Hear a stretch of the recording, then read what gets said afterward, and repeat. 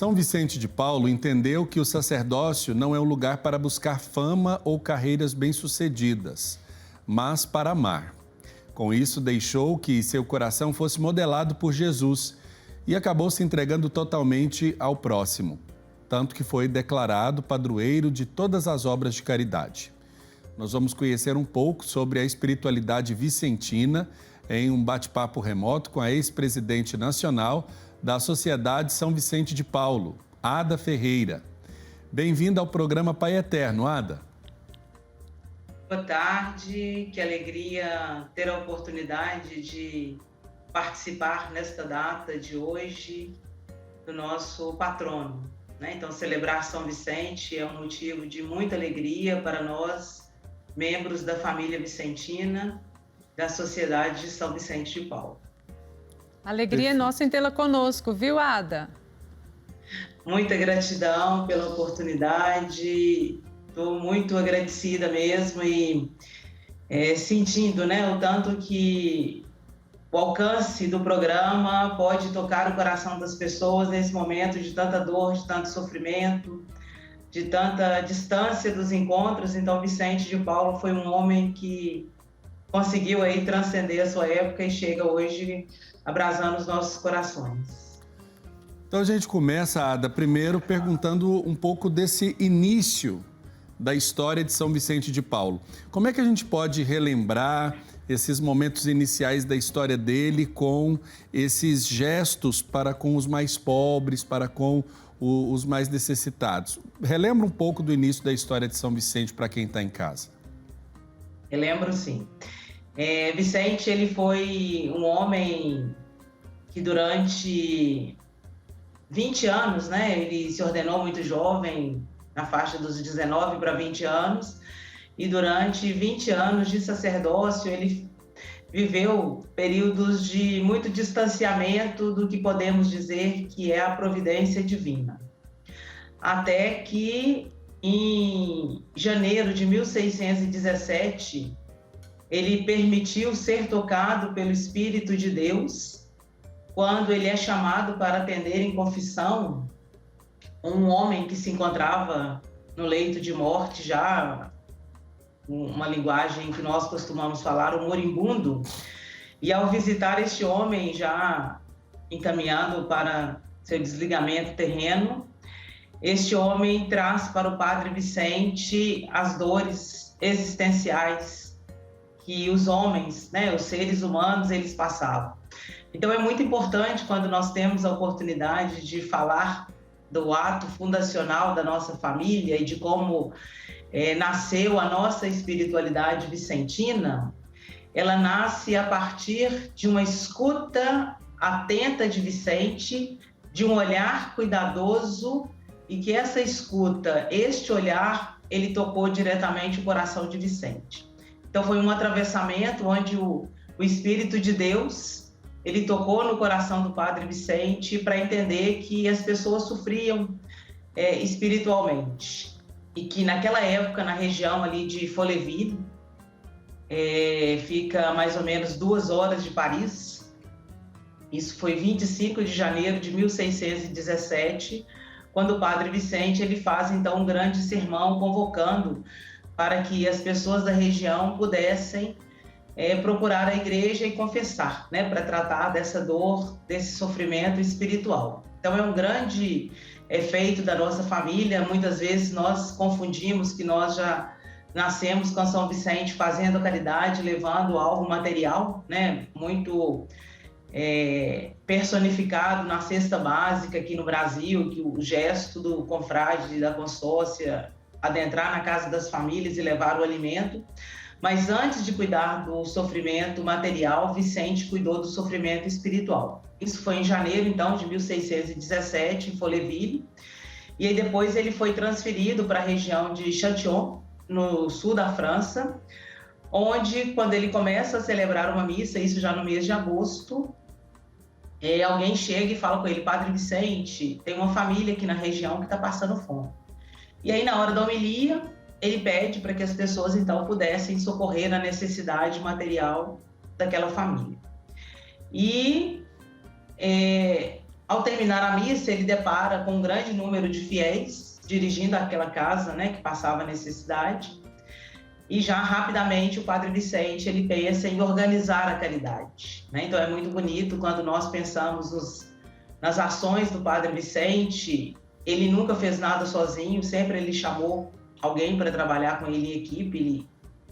Ele teve essa capacidade de trabalhar em equipe e foi muito inspirado pela providência divina para organizar a caridade, né? Então, quando nós falamos da ação da família vicentina, da Sociedade de São Vicente de Paulo, e o que Vicente de Paulo deixa para cada um de nós, ele vive uma espiritualidade que nós podemos dizer cristocêntrica, né? Ele coloca Cristo à frente e, ao imbuir-se do Espírito de Cristo, da mensagem de Cristo, o Padre Vicente, então, ele traduz, né, o evangelho que ele celebrava ali nas missas diariamente, em ações. Então, Vicente de Paulo, ele traz o evangelho para a prática diária, né? Então, a nossa espiritualidade vicentina, podemos dizer que é uma espiritualidade totalmente cristocêntrica e uma espiritualidade que parte, né, ela tem como fundamento inicial o cuidado espiritual, para depois atender a necessidade material, né? E hoje, num período de pandemia, nós ainda estamos na pandemia, mas já caminhando para um tempo de reorganizar a nossa vida cotidiana, e muitos já estão afirmando que estamos já caminhando para a pós-pandemia, que nós, enquanto cristãos, né, e de forma muito especial, membros da família vicentina, possamos compreender a dimensão do sofrimento do outro e atender o sofrimento espiritual, mas também o sofrimento material.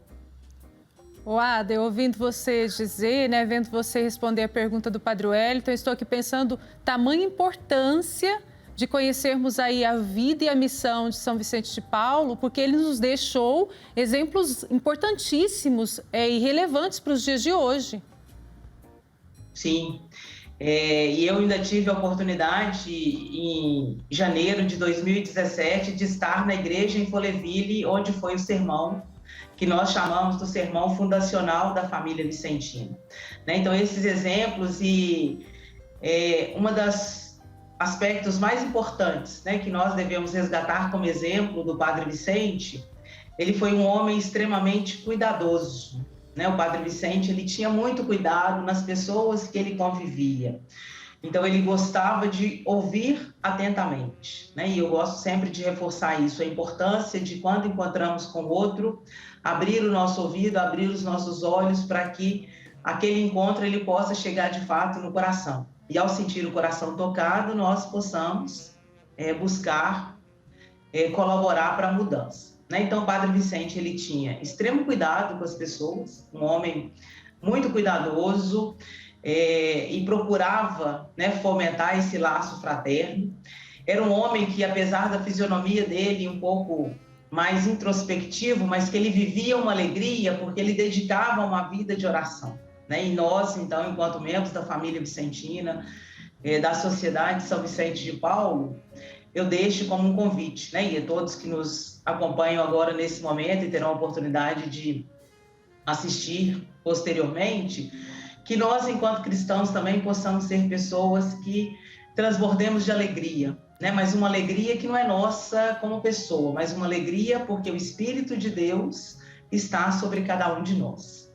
Vicente de Paulo também era um homem que tinha uma profunda motivação. Então, todas as ações de Vicente, ele sempre pensava em como contribuir para favorecer as pessoas mais desprovidas de recurso, né? Então, ele buscava motivação, ele era uma pessoa que transitava, né, com os menos favorecidos, mas ele transitava também na alta nobreza, porque ao conviver com as pessoas que tinham recurso, ele captava recurso para as pessoas que não tinham.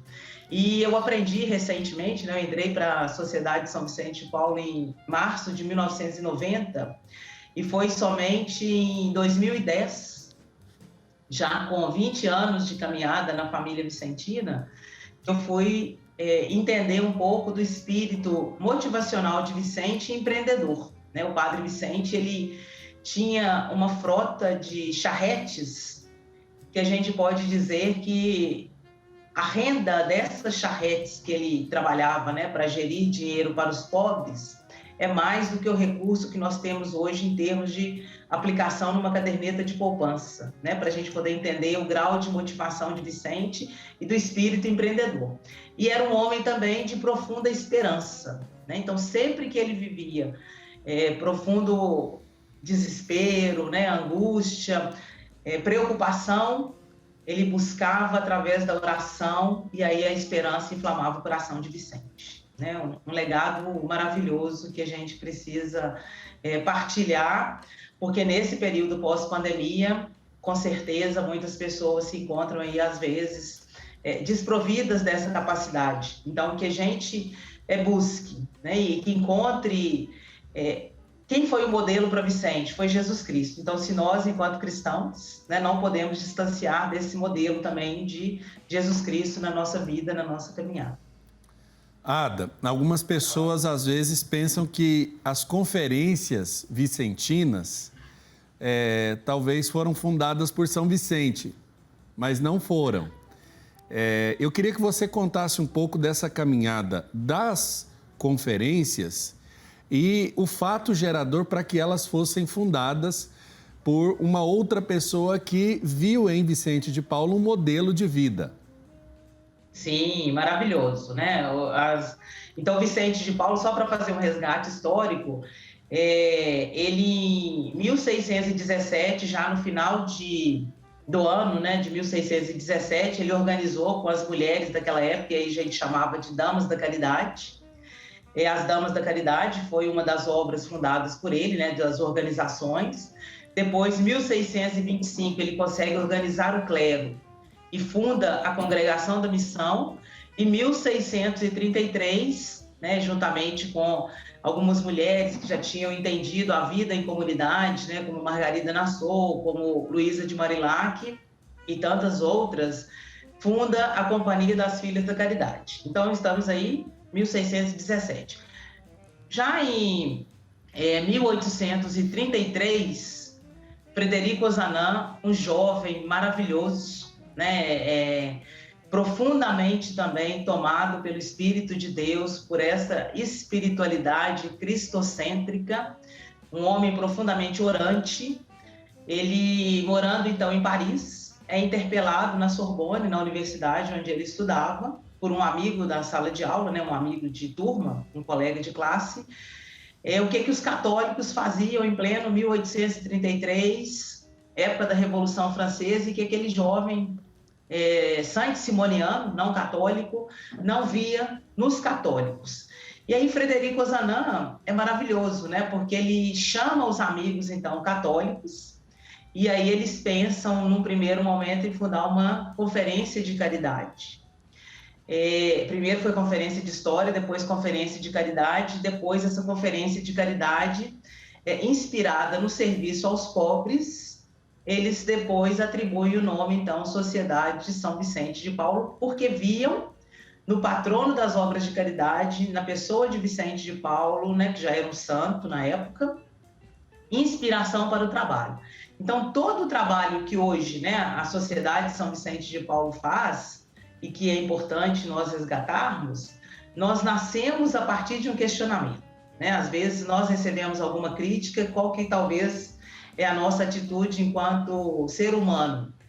Fulano me criticou, né? A pessoa me criticou, talvez eu distancie dela, que é mais importante. Frederico Ozanam, ele dá uma resposta diferente, né? Ao receber uma crítica, ele convoca os amigos para buscar uma forma de praticar a caridade. E aí, nesses amigos, tinha né, 6 eram da mesma faixa etária de Frederico, e aí um outro na faixa etária de 40 anos, ele fala com aqueles jovens, né, desejosos de praticar a caridade. Procure uma filha da caridade, só Rosalie Randi. Ela trabalha numa região, né, bastante desfavorecida aqui, com as pessoas numa situação de vulnerabilidade muito grande em Paris, na região de Montefort, ali próximo também da Sorbonne, não é muito distante.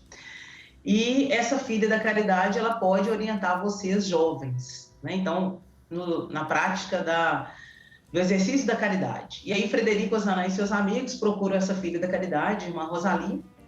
E irmã Rosali, primeira coisa que orienta para esses jovens, né? Tirem as casacas que vocês estão vestidos.